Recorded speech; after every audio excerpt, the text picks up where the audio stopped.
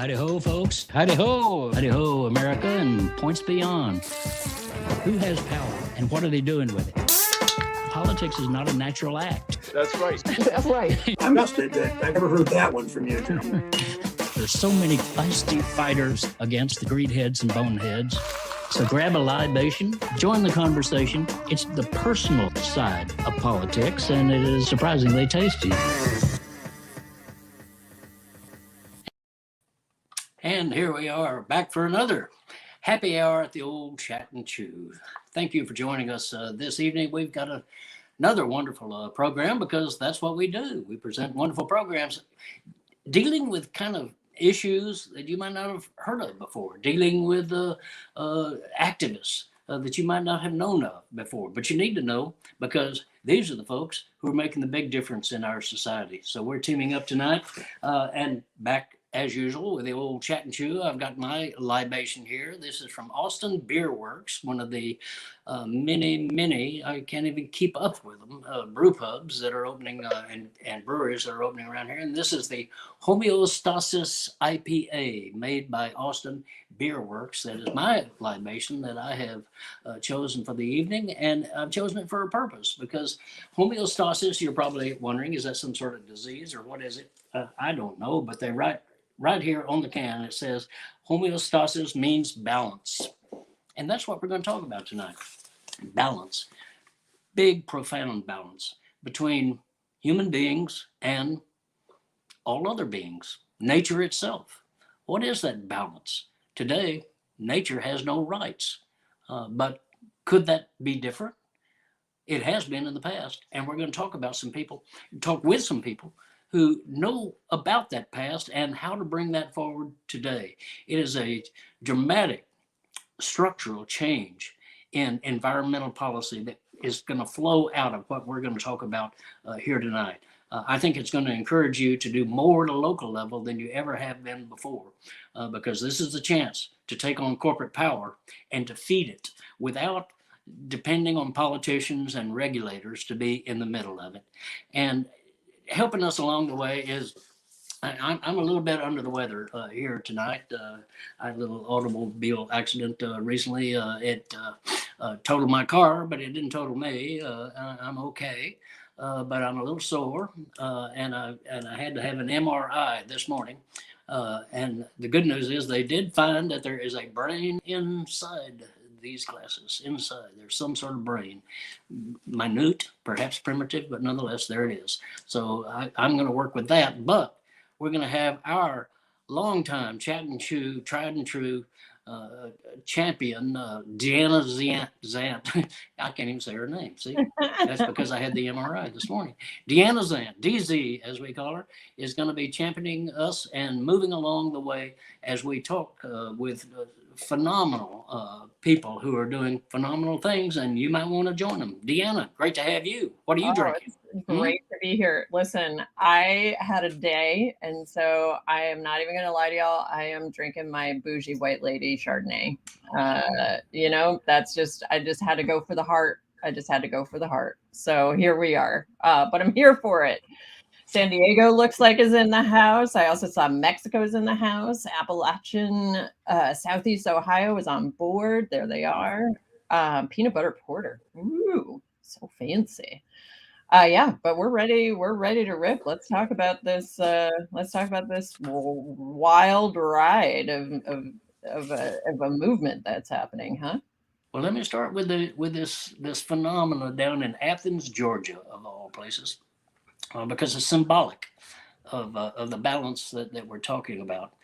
There's a tree there in Athens, Georgia, that in 1832, it was already a couple of hundred years old by then, an old oak tree at Fielding and Deering Street corner of there in Athens.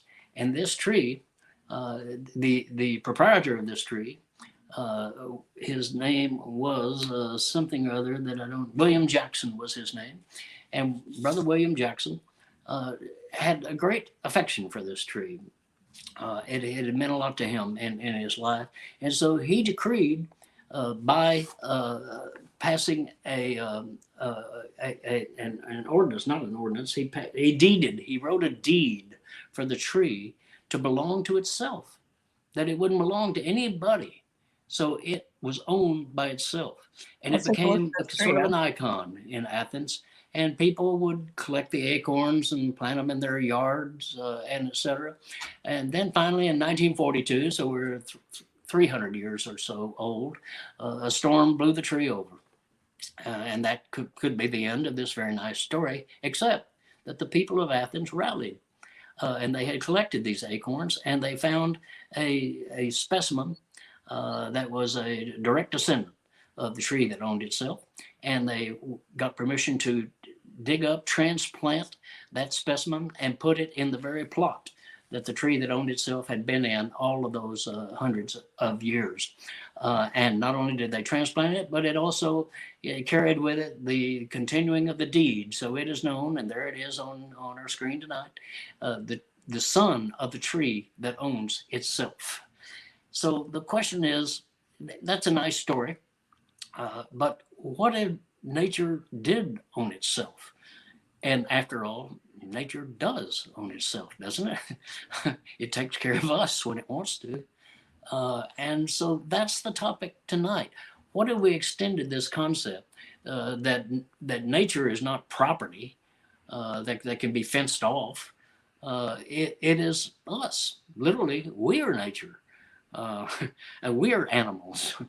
We are creatures.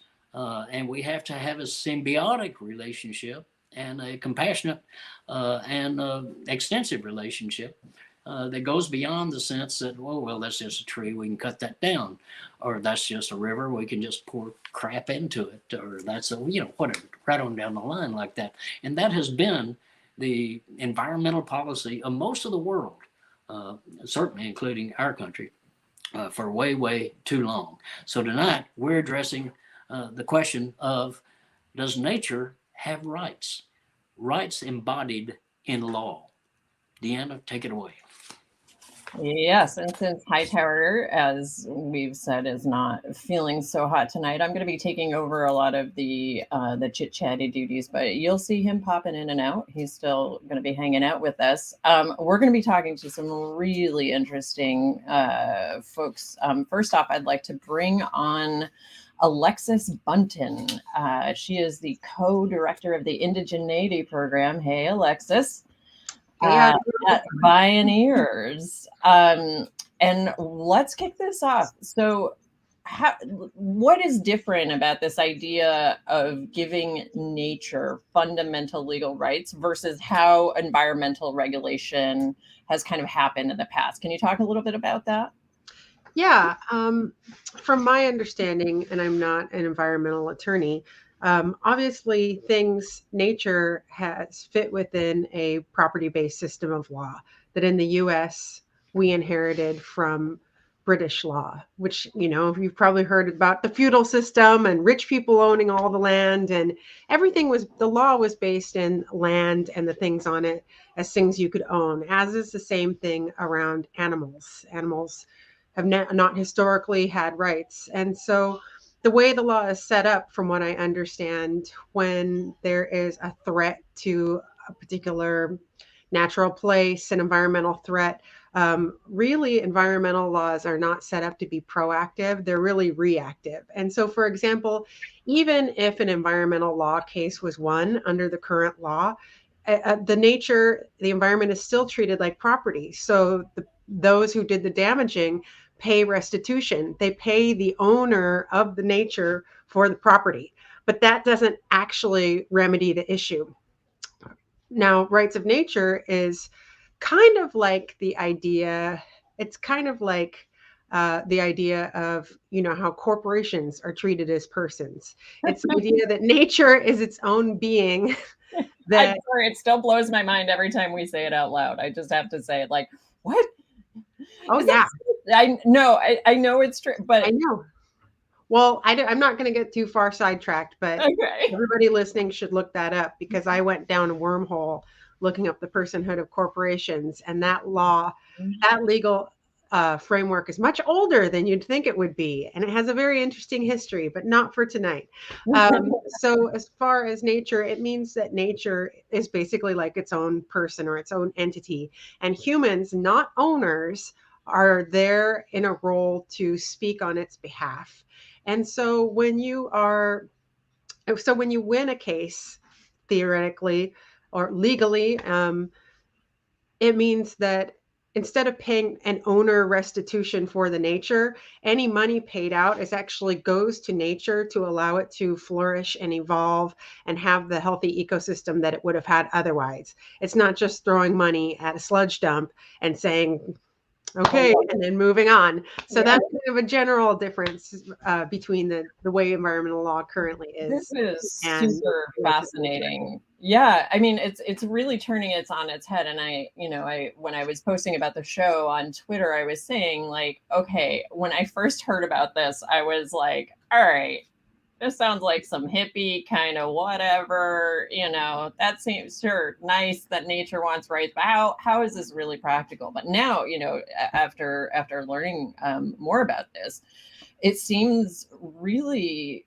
like the most straightforward idea. Like, of course nature owns itself, of course it has its own rights. So can you talk a little bit about the evolution and of this movement, and we can also bring on our other guest whenever we're ready to do so, to just kind of chit chat a little bit about where does this idea come from and why is it really specifically, as you're representing Bioneers as in the Indigeneity program, why is this coming out of Indigenous communities? How is it evolving? So talk to me a little bit about what that looks like. Of course. Well, your other guest, who you'll get to meet in a minute, and myself, we're both Native American. I'm Alaska Native, and it's not. I know there's a stereotype that Native people are the first environmentalists, but it's also kind of true. We were raised with a particular set of beliefs around nature and an obligation to steward it instead of own it as property, for example. And the idea that nature should have rights and its own living entity as a system is really built into many Indigenous worldviews and languages, and it's quite missing from the English language and some other language families that have been tied to things like capitalism and this type of property ownership and exploitation of labor. So it's really at its heart an Indigenous idea. Lawyers within the mainstream system started thinking about it and writing about it in a scholarly way in 1972. But really the movement started to take off in the mid 2000s around organizing. And I think this is really cool. The first community to adopt rights of nature law was Tamaqua Borough in Pennsylvania. And this was a working class group of people, mostly had been in the resource extraction industries, and they were being threatened by serious pollution. And so the townspeople and the boroughs got together and they made ground up law adopting rights of nature. Now that law did go up the court system, and I don't think it was very much upheld, but it was groundbreaking that it was this community in the United States that did it. And then in 2008, the country of Ecuador adopted rights of nature into its constitution. And there were quite a number of tribal indigenous leaders involved with framing that constitutional amendment or constitutional writing. And there's been a number of movements, many of them led by indigenous peoples or countries that have a large indigenous population, like Bolivia. Like in 2017, there was a monumental Maori land claims in Aotearoa, which is New Zealand. Maori are the people who live there. They had been fighting for land that was basically illegally taken outside of a treaty for 150 years. And they finally got restitution and their land back. And as a part of that national act, it created a Te Urarewa National Park that built rights of nature in that park. right into the wording of it. And they also declared personhood for the Whanganui River, which means, again, the however many millions of dollars the tribes were allocated for the usage of that, the usurping that river, polluting that river, is really supposed to be put towards putting that river to where it would be naturally if humans were taking care of it properly, with thousands of years of living in place side by side with nature, which so many people in non-Indigenous communities are just so they're just so disjointed from nature. They're not, it's not this side by side, like it's a relative to you. And it literally is a relative for Indigenous communities. 100%. And actually, let's bring on Samantha. Hey, Samantha, how are you? Everybody, Hi. Samantha Skenandore. She is a member of the Ho-Chunk Nation, also a lawyer and an advocate who has been working tirelessly researching all of the kinds of ins and outs of the different aspects of rights of nature and fighting the good fight. So thank you for joining us. You're joining us, I understand, Alexis, you're in Monterey, California, and Samantha, you're in Madison, Wisconsin. That's right. Oh, representing. I love it. Brooklyn, we're hitting all the corners here. And you know, so I'd love to learn a little bit more about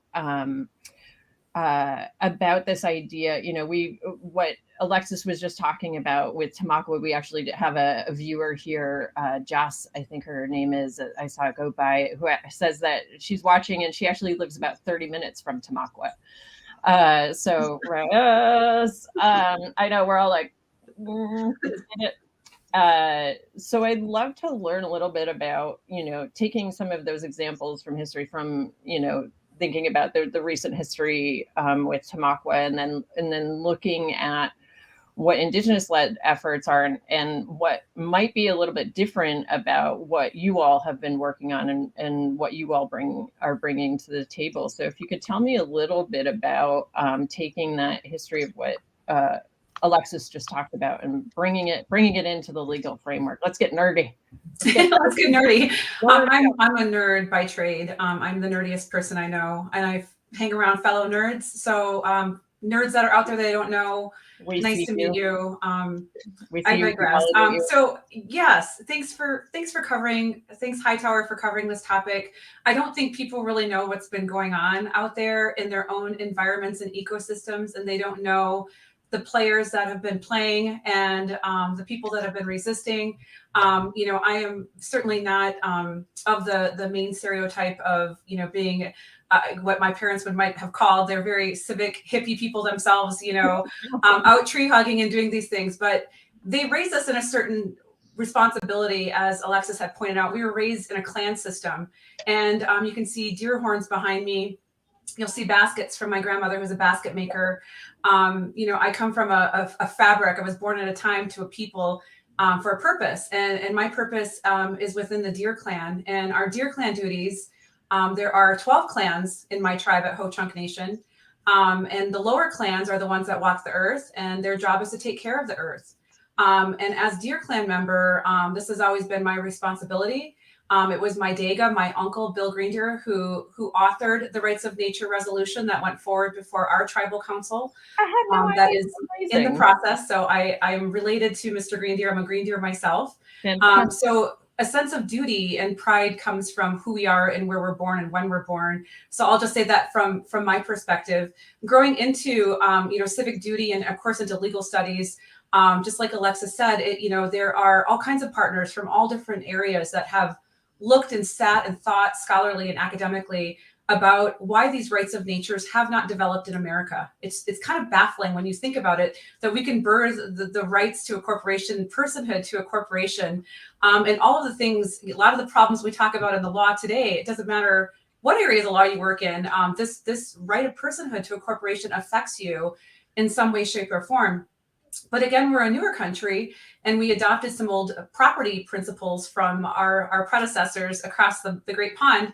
It doesn't mean we can't change them. It doesn't mean we can't legislate them. We are not confined to that belief system or that geography, that topography, or the ecological boundary. We are not bound by those.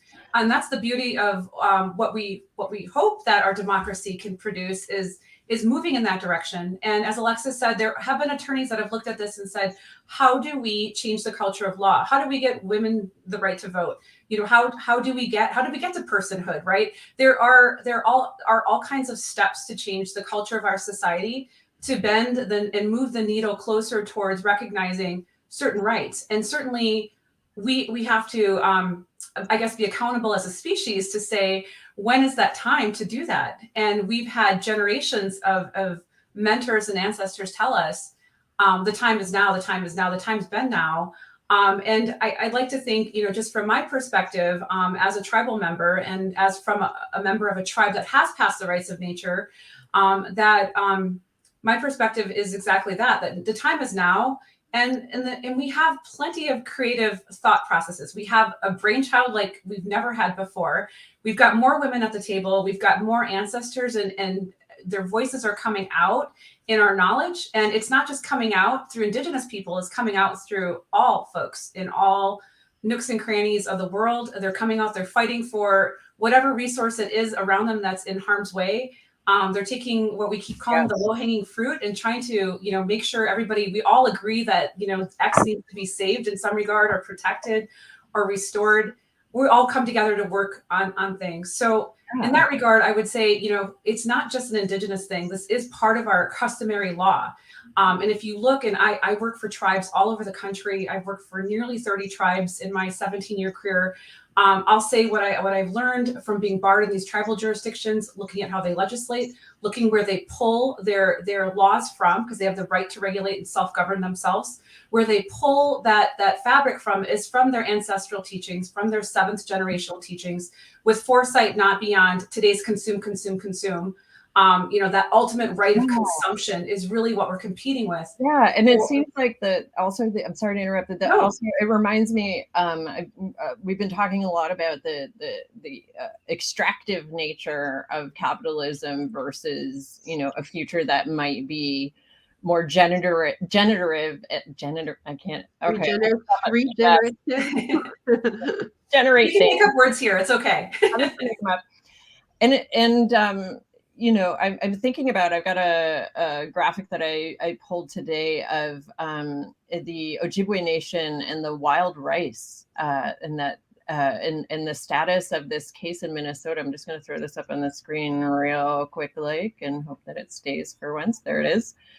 I actually had no idea what a wild rice field looked like until this. Here comes Hightower. Hightower's got something to say. So let's jump to Hightower. Tell us what you're thinking about there. Well, picking right up on the wild rice, this is it is a matter of law, of course. It's a matter of tribal law. It is a matter of treaty law. It's a matter of excuse my. Just Supreme Court law, whatever the hell that is.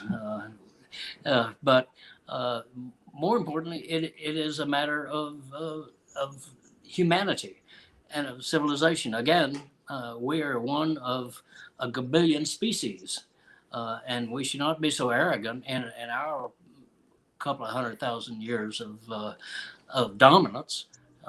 To be thinking that we've got the only answers out there, and the notion that going back to what these two brilliant ladies are putting forward here, the idea that corporations could be considered people with personhood rights, including voting rights, or rights to control our votes through their monetary contribution to Canada's. I mean, these are entities with no sentient capacities whatsoever, no nervous system, no brain, no soul, certainly no brain. Yet, if you think of Amazon Inc. and Jeff Bezos, who wants to send us all up into a capsule in space to live, and treat Earth as a national park for he and his kids to enjoy. Rather than, you know, what about the Amazon River, which has more power in it and more life in it than a single drop of any corporation in this world. So this story, it is a matter of law, but it's also a matter of connection to ordinary people in this country. And you know, numbers of us have over the years gotten that box of wild rice out of the supermarket and gone home and cooked it up and thought that was pretty good stuff. But there's more in that box than wild rice. There's a whole culture and there's a whole reality and a whole new legal system. So talk to us a little bit about that, about what is in that box of manuman, as it is known in the Ojibwe culture, this piece of grass growing up out of the water. It's more than just a piece of grass. Do you want to take it since you're closer to that region? I can say something too, but I would defer to you, of course. Sure. To add, you know, in Wisconsin, the sloughs are many up north, and the treaty rights were fought for quite harshly by the Ojibwe nations, you know, throughout Wisconsin, Michigan, Canada, Minnesota. You know, they've had camps and fires all over. And Ho-Chunks, my own tribe, we're friendly. We've traveled up there. They've shown us how to harvest. We've had many teachings up there about what wild rice is. We've certainly watched our brothers from the Ojibwe nations mourn when companies have tried to patent their wild rice, their medicine, you know, the very fabric of their being, so that they can't produce it on their own lands, and they can't consume it, they can't sell it, they can't trade it. So Ojibwes have been, you know, in a constant battle to protect not just the final production, the consumable good that we as Americans call it, but, you know, their own very way of their lives, their spirit, their medicine, and not just that, the land that grows it, the very land that grows it. And again, this idea, you know, of patenting and ownership of something, it reminds me a little bit also in a different way of stuff that Hightower has written about with Monsanto, you know, owning the seeds that farmers buy from them, you know, and not being able to regrow crops unless they rebuy the seeds, and, you know, kind of all this around ownership and that legality is sort of mind-blowing and fascinating. But I love seeing that it's getting unpacked in lots of different ways. Also, if you're just joining us, couple of notes, special notes for tonight. Hightower is not feeling super great, so I, Deanna the sidekick, am hosting it and taking over a little bit more, which is, you know, my evil plan is finally working, I guess. This is what's happening. But also, we have just released a new issue of the Hightower Lowdown. Our January, is it January? There it is on the screen. Thanks to our last minute co-producer, Jay Harris, is on the line putting stuff up on screen for me. But this is where you can go check out our article, Hightower's article on the rights of nature, that's covering a lot of this stuff. And one of the things that I wanted to touch on a little bit, where you hit on earlier when you were talking about, you know, in Tamaqua, for example, that this is a working class community that had predominantly been reliant on extracting resources of different kinds for its viability, and then suffering from the pollution. You know, we saw this we talk about in that article that was just up on screen in Florida also. A lot of stuff happening in Orange County. Mm-hmm. And the fact that this is actually broadly popular across many demographics, when people sort of get lit to the idea of what rights of nature is. Why do you think that is? And how does that happen in the organizing that you're seeing? Well, I've been organizing around this initiative for at least 3 years, and doing a lot of public information work through Bioneers. It's been very supportive of this movement. And it seems like every time you even say rights of nature to people, they get it. Like nobody can disagree with that. Everybody wants fresh air and fresh water. I don't care who you voted for. I like to fish. You like to fish. We can agree we like fish to be in the river. And so I think it's just deeply resonates with people. And people enjoy nature wherever they're at. So that's part of it. But if it's okay, I'd like to just, for the listeners, Samantha said something earlier. She said seventh generation thinking. And this is kind of a pan-Indian concept. And some people define it as thinking as if you have two generations above you, you're the middle generation and generations behind you. Some people say it means you have to think 7 generations back and 7 generations forward. Either way, it's the idea of beyond thinking right now. Yeah. Shareholder accountability. What do I want right now? Yeah. What do I need to buy right now? It means thinking about those future generations and those past generations all the time. And to take it a step further, when Samantha was talking about her kind of cultural upbringing, we have in Alaska, and I've come to learn across the West Coast, this is quite common. There are specific things you live your year by the cycles of the year. And like I just mentioned hunting or fishing. And every season you're paying attention to what's going on. And in order for that earth to renew itself, you're taught to do certain things throughout all of your activities along with nature so that it comes back. There's so many responsibilities that people have. And what happened in the United States, because it's an immigrant country, it's a new country, it's a country based on settler colonization, is that people were traumatized in their homeland somewhere else. Something terrible happened, because nobody wants to leave their homeland, really, unless something terrible happened, or you're a sociopath or something. I'm like, and then they come here, and then they're so disconnected from the land, they don't have that generations of knowledge. And then you have to move around for work all the time. Like case in point, in my former life, I used to teach introduction to anthropology, and I made college students do and I asked them to interview their grandparents, make a family tree, try to go back to your great grandparents. And I will tell you, it doesn't matter what background those kids had.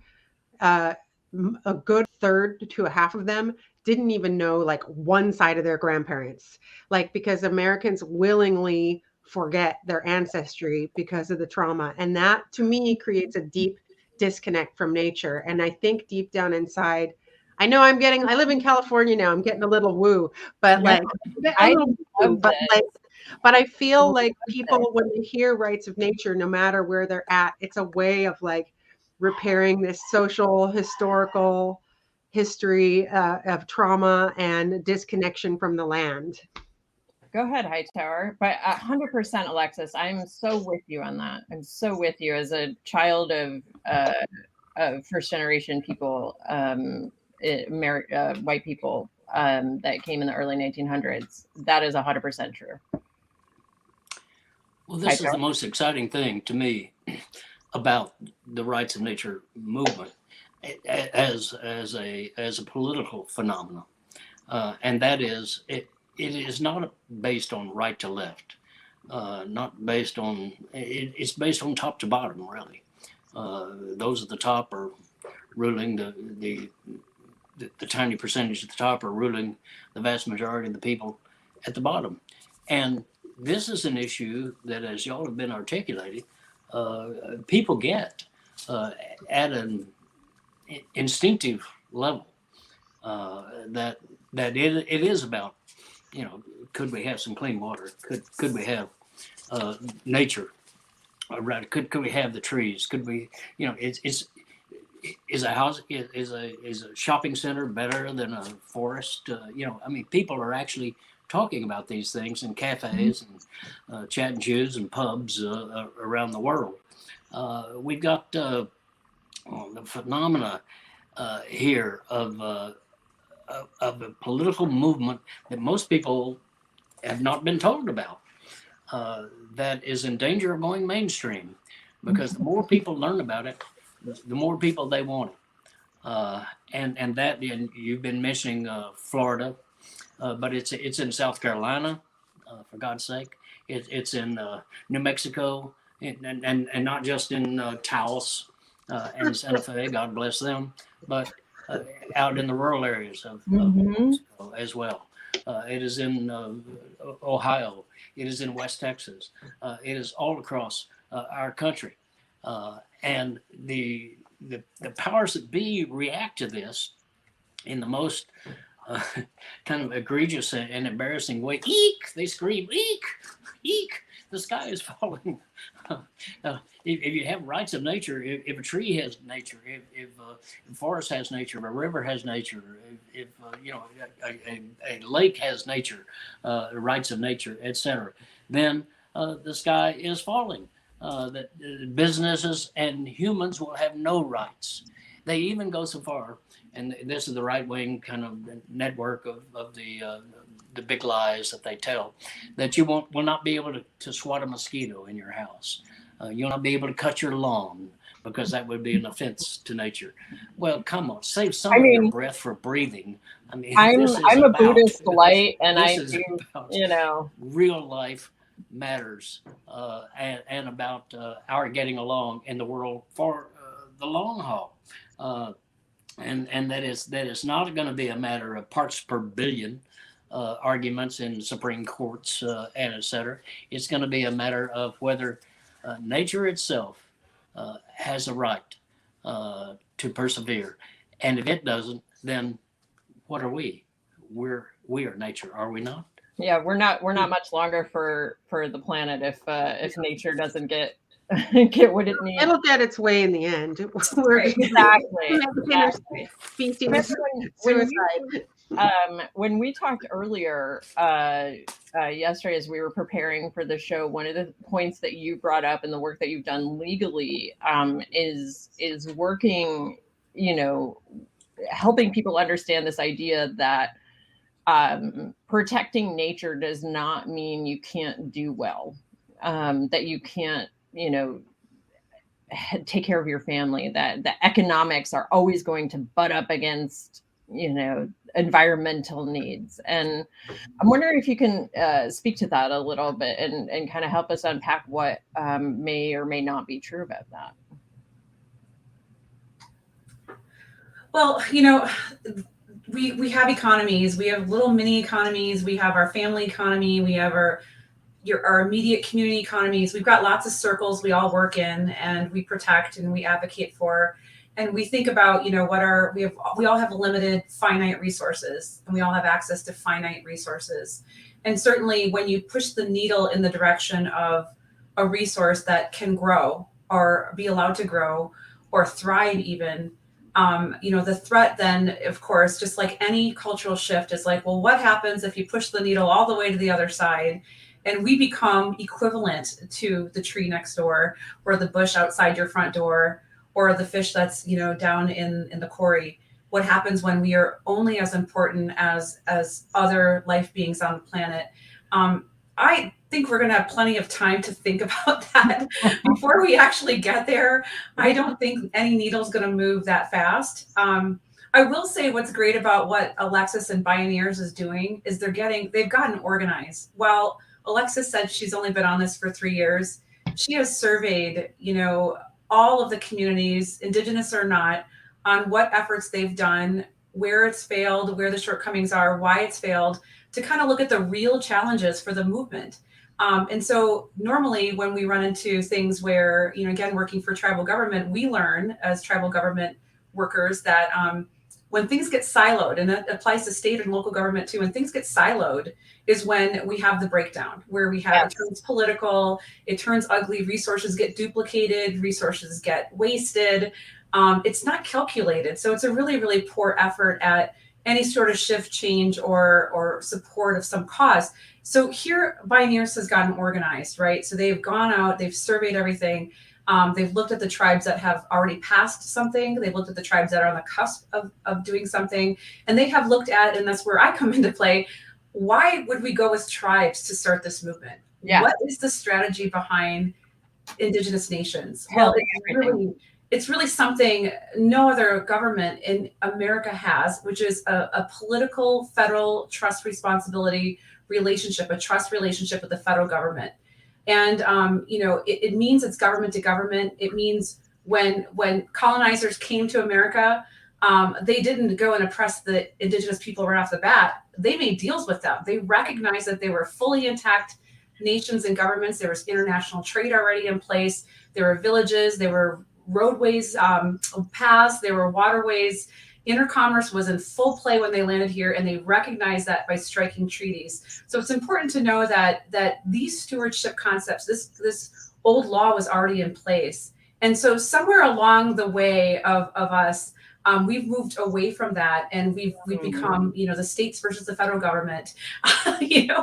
So getting organized. Go ahead, Alexis. I'm sorry. I want to add on to that as well. I think that many Americans have been taught a giant pack of lies from preschool on throughout media and everything about Native peoples and our histories and our resources and ability to really make change here and govern ourselves. And one thing that people should learn in school is that when the United States entered in treaties with tribes, like Samantha said, that means they recognize them as full-on sovereign nations, just like European entities recognized each other as nations. And the United States, you have to remember, started out as, part of France, part of England, part of Spain. And in order for this group of people who wanted to make it a new country, the break-off people, they were really the bad guys who started the U.S. They, in order to be recognized as a country by the rest of the world, they had to enter these treaty negotiations. That is what legitimized the United States to be a country. And we haven't gotten too far into the weeds about the legal aspect of it. You can look that up on your own. You can look at articles we've written. If you're nerdy out there, if y'all are nerdy, go down this rabbit hole. You guys turn me on to, where did I put it? I put a note in somewhere. What is it called? Public Law 280? Yeah. It just means that tribes, so municipalities, they have to go municipality up to the state court level, up and up and up to get to the Supreme Court level. But tribes, and this hasn't been tried yet, if they adopt rights of nature as sovereign nations, they're on a nation-to-nation negotiation basis with the U.S. federal government, which cuts out a lot of the weeds fighting for these movements. Yeah, and one thing we'd like to also ask our guests is, how can our viewers get involved? How can they support this work? I feel like there are certainly a lot of non-Native people in the country who don't have an existing relationship with Native people near them, with a nation near them. Where do they begin? How do they get this going in areas near them? Sure. There's a couple of ways, and there's flight, right? Throw it out there. Don't think my phone hasn't ever rang and said, "Hey, Samantha, we're really tired of America. We're tired of the state effects. My water's terrible. We can't do anything about it. We're going broke just trying to live decently. Can we go live on so-and-so's reservation? What permission from the tribe can we have to? We'll be, second-class citizens. We don't care." So there's a flight option if the tribe will still let it be. Just so you know, it's a real option people have taken about.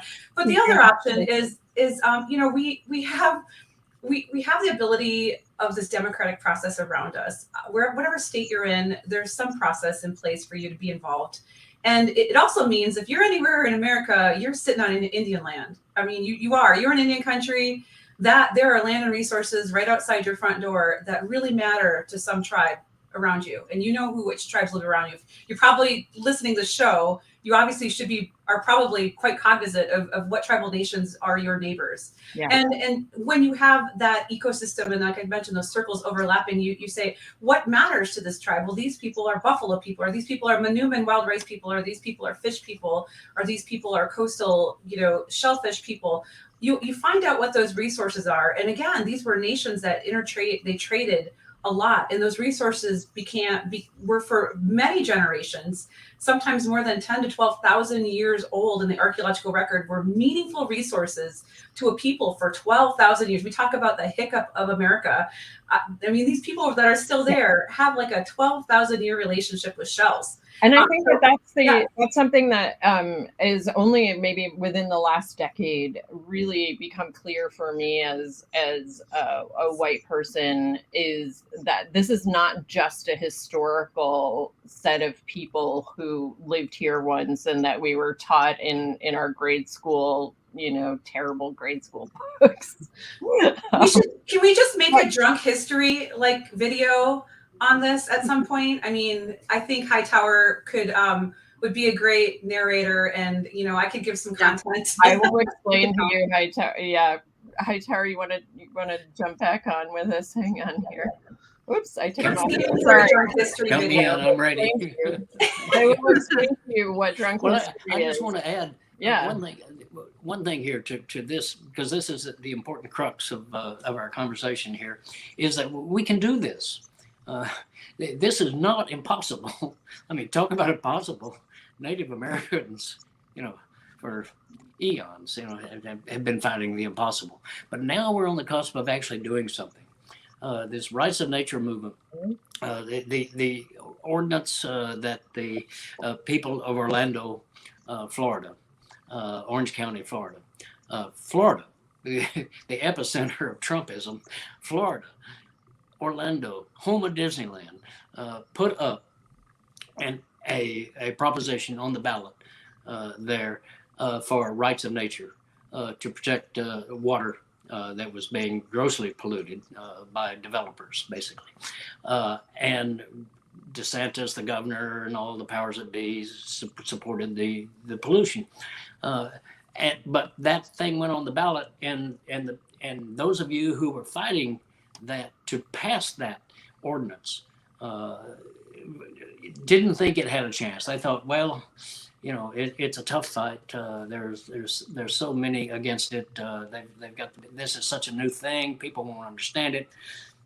89% of the people of Orange County, voted for the rights of nature provision. 89%.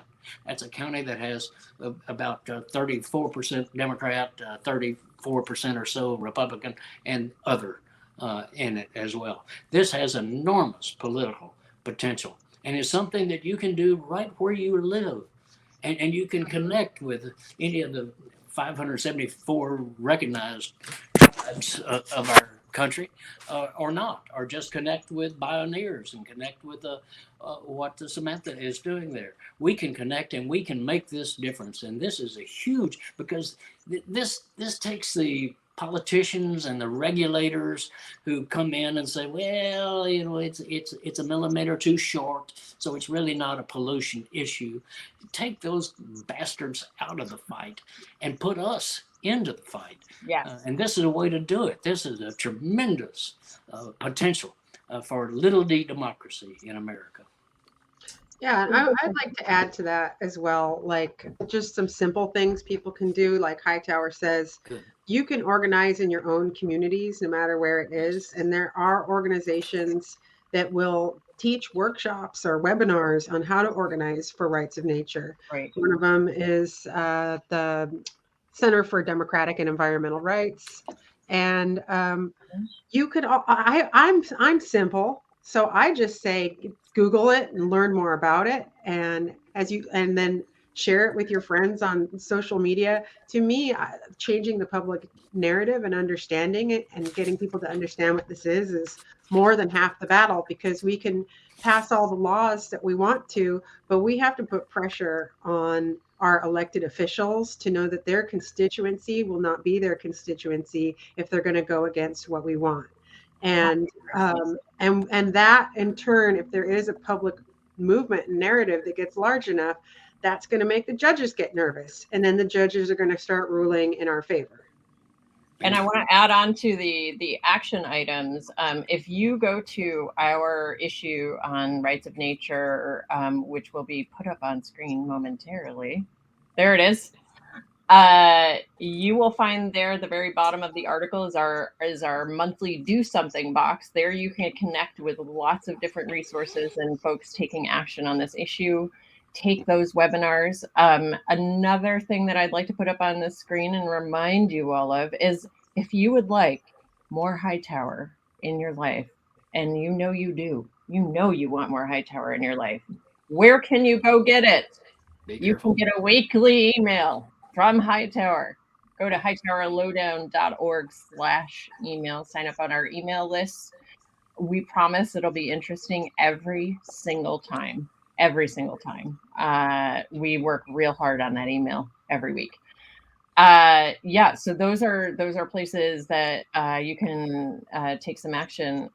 Closing thoughts, and then maybe Hightower give some closing thoughts from each of our guests, and then Hightower, maybe you wanna take us out after they speak.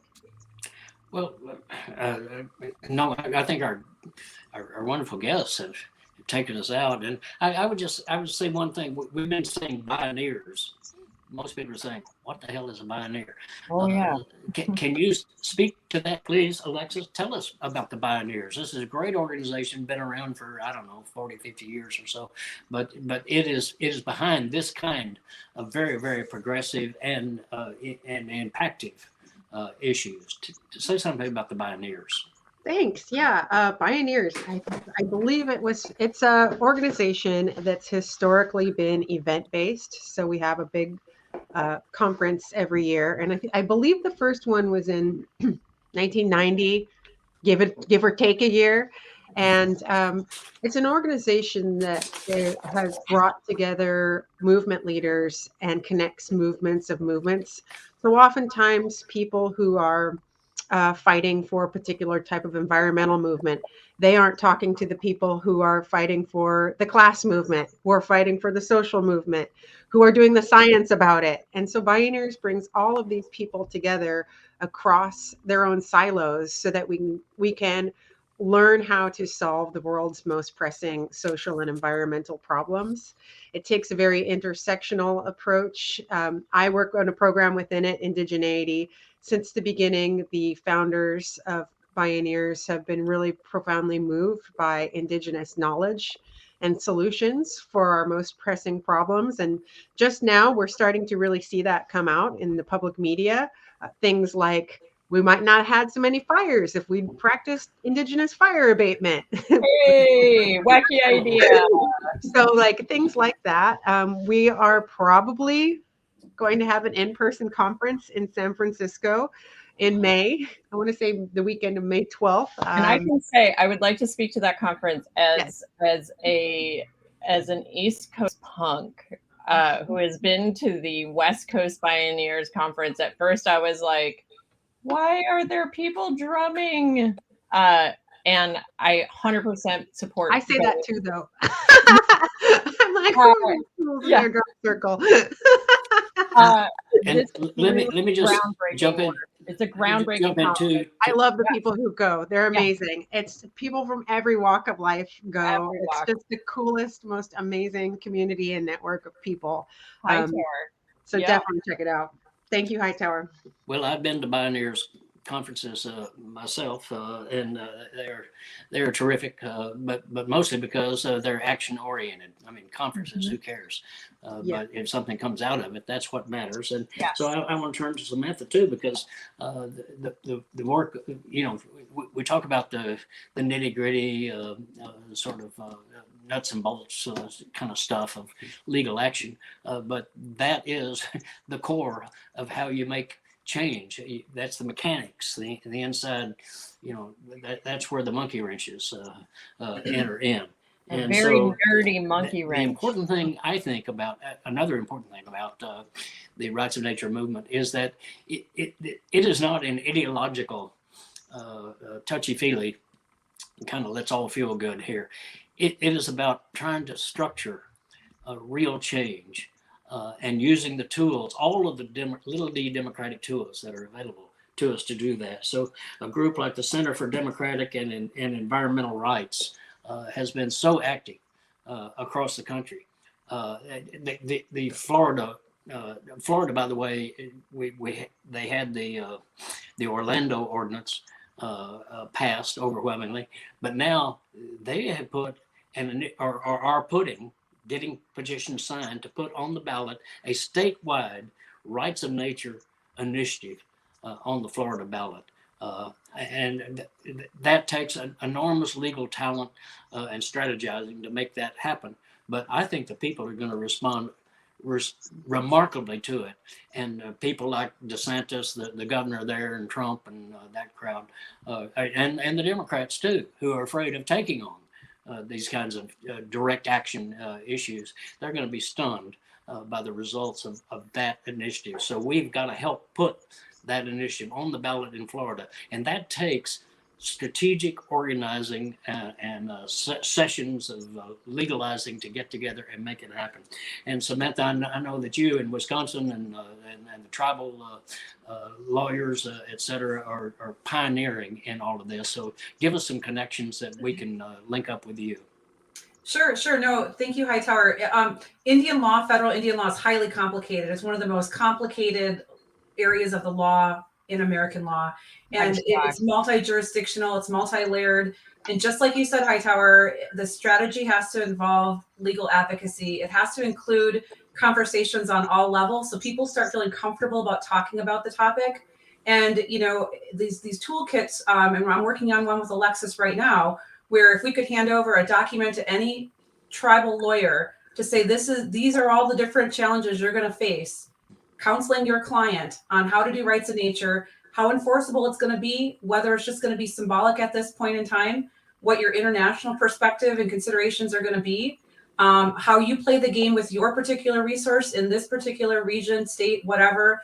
We want to have pre-thought that out and hand them a playbook so they could build off of that playbook with their client and actually do something. And that's really what the engine is all about. It's all those pieces: the carburetor, the alternator, the starter. It all has to come together and has to move the vehicle forward. And you need to really think about all those legal complexities. And it's more than anybody wants to hear about, but I am nerdy and will talk your ear off if you let me. It's there. Also, let us know when that is out and that's available for folks. We will definitely promote it via our newsletter and social media and stuff, so that make sure that all of our communities are able to take advantage of that resource. Magically, our email sign up URL showed up on this. That's fantastic. Hightower. Well, I just thank Samantha and Alexis and all of you who are watching to take action here. I'm just glad to be on the same planet at the same time with good people like these. Thanks for joining us. We'll see you next week. Amen. Thanks, y'all. Thanks for having us.